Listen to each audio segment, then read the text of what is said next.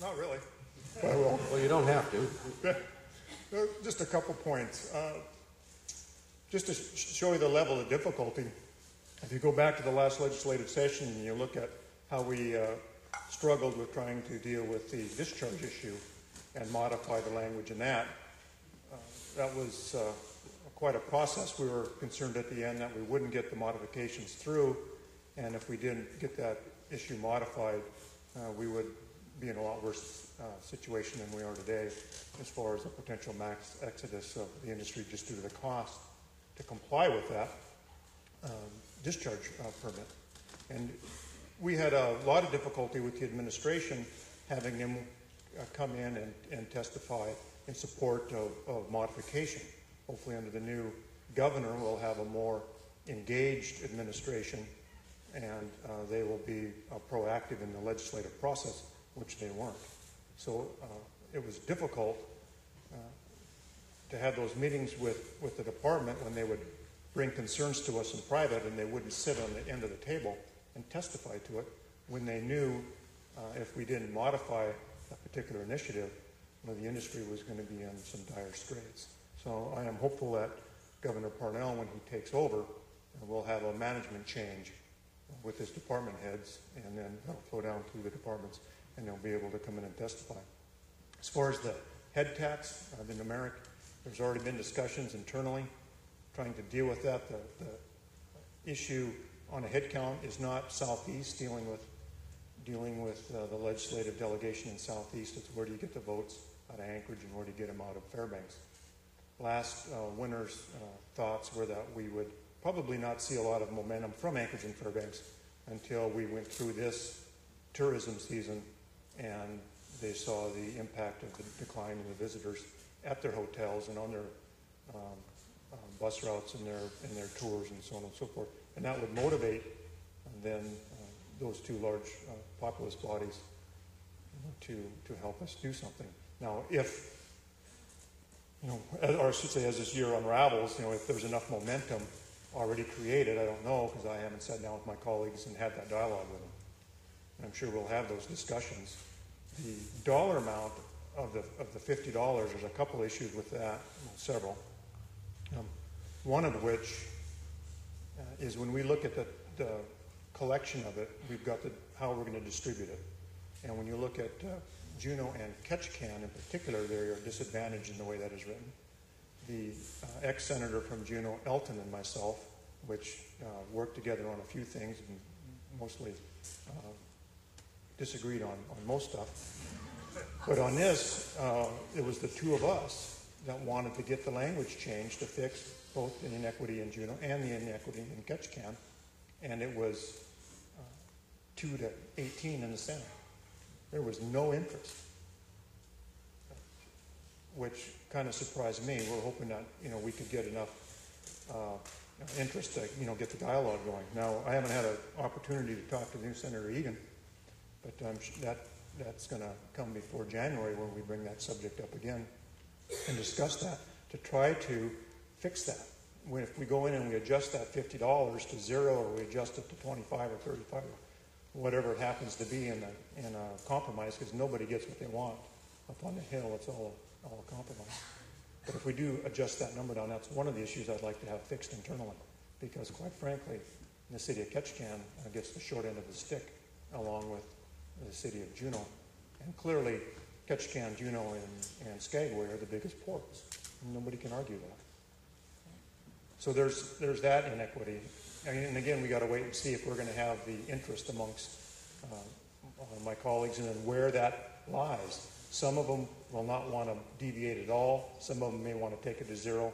And if we do move it, it'll probably be somewhere in between, would be my expectation. Within that dialogue process of pulling back and making some of these modifications, there will be some polling done, I'm sure, around the state to take the temperature of the populace, to see if there's broad-based support before some of the guys and gals in the middle make the plunge to support or not support it something. I mean, it's going to be easier with the Southeast delegation than as we go further north. And to give you an example that was just barely mentioned earlier today, but license fees for sport fish the good old sportfish license. That was imposed through the legislature by a group out of Fairbanks to tax the visitors to pay for a trout sportfish hatchery in Fairbanks. Southeast Alaska pays 28% of that revenue, and we got virtually nothing. So don't expect some of the areas around the state to be too enthusiastic to deal with some of these issues, because clearly, it takes us some time to work them through. But that's a good example where one area of the state imposes a revenue collection off of basically another to fund their own particular interests. So there is, some dynamics internally that we have to work with. The interest that we're going to have out of the current or the new administration, we'll have to wait and see, and that'll give us a large indication of where we're going. If there's no interest from the administration, it's hard to get momentum to get legislation through the system, and you certainly don't want to try to get it through and then have it just vetoed. So we need to get the Palin administration out, the Parnell administration in, even though there might be just little subtle changes. We're hoping for a huge personality change as far as the management internally, and I'm not talking about the dynamics on the front of a television camera. I'm talking about the management ability, so we can start cleaning up some of these issues. Because not only do we have issues within our visitors industry, we have issues throughout a lot of our industries in Alaska that aren't being addressed. So I have a little different twist on it than Representative Thomas, but I do have some concerns that the time might not be correct for enough momentum, or ripe enough for enough momentum out of Anchorage and Fairbanks. So I think it's a good idea to go north and try to get the business community in Anchorage and Fairbanks on board. The other thing I want to make a quick note of, on the $50, when we sit down and look at how we're going to spread that money around the communities and the infrastructure that's going to be built, there is some concern that the $50, if you like the tax or don't like the tax, may be more than we need to build the infrastructure on an annual ongoing basis. So we could probably get the infrastructure on the shores, on our coastal communities, increased to help the industry with a less dollar amount, which would then help them fill their ships also. So it's not that we can have one or the other. We can actually probably accomplish both goals at the same time. What that dollar amount is, I don't really know, but I know when in my office we spend a lot of time on the capital budget, because it is for the last 3 years authored out of my office on the Senate side.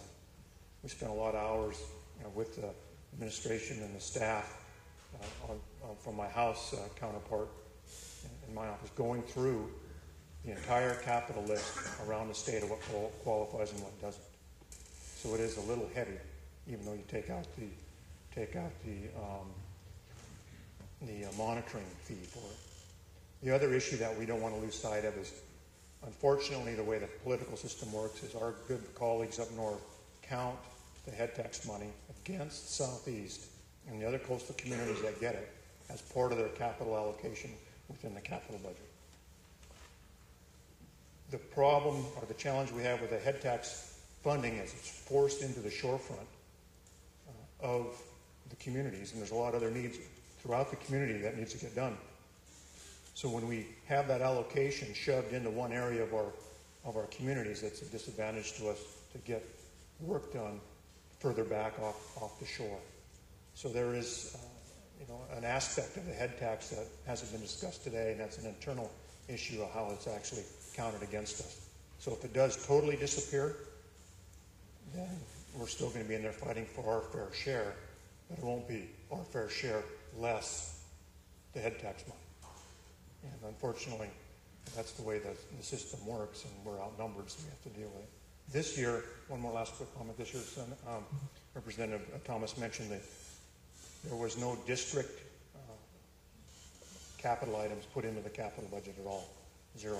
The only monies that were put in there were from the governor's original submission, less about $480 million. And then we took the head tax money and appropriated it. And if you weren't a community that could get funds from the head tax money, you got nothing, zero.